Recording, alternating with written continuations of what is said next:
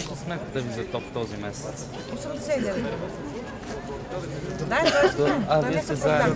Да, аз мога да кажа въпрос. Нека ли жената да си изкаже? Според вас това нормалната ли сметка за... Не е нормална сметката.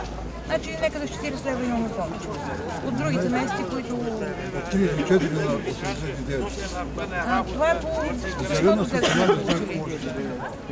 Покачват и За пренос на енергия и тия са много са тия пари. Да, но той преди е имало пренос на енергия, но не е била така. Не е било чак толкова. Не е било чак толкова. В смисъл фактурата не се е изменила с нищо. Данните са абсолютно същите, но само че сумите са по-високи. Сумите са много големи, да. Много високи. При вас как стоят нещата? Така, аз искам да кажа следното. Реалната цена, която трябва да платим на ток е 30 лева. По бележка трябва да платим 80 лева. За какво трябва да платим не двойно, малко повече от двойно. Ток трябва да платим сега.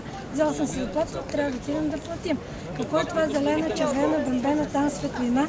Как преди години ми стигаха парите, тока имаше някаква стойност, някаква цена, която ние можехме да изплатим.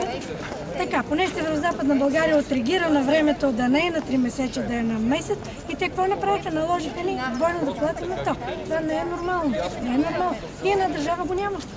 Така да? Защо нашето правителство, тая фирма ЧЕЗ, ще елиминират, ако трябва, ще елиминират този договор. Трябва да помислят малко за нас. Долу. Какво правим? Ние загиваме направо. Сега като отида да взел съм 200 лева заплата, като отида и плата 100 лева ток, за мен какво става? Просто пример, ама не съм само аз. И госпожата и масово, това е за цялото население на Северо-Западна България. Нека някой да помисли за нас. Нека, ако има хора, сега го казвам пред вашата телевизия, нека да ни се помогне. Нека тази фирма да се махне. Да се махне, да се елиминира или да му се стължи. Няма ли някаква клауза там, договор сключен с тази фирма ЧЕЗ, ако не спазват, нали, така ли са сключили договор? България да плаща двойно и тройно ток.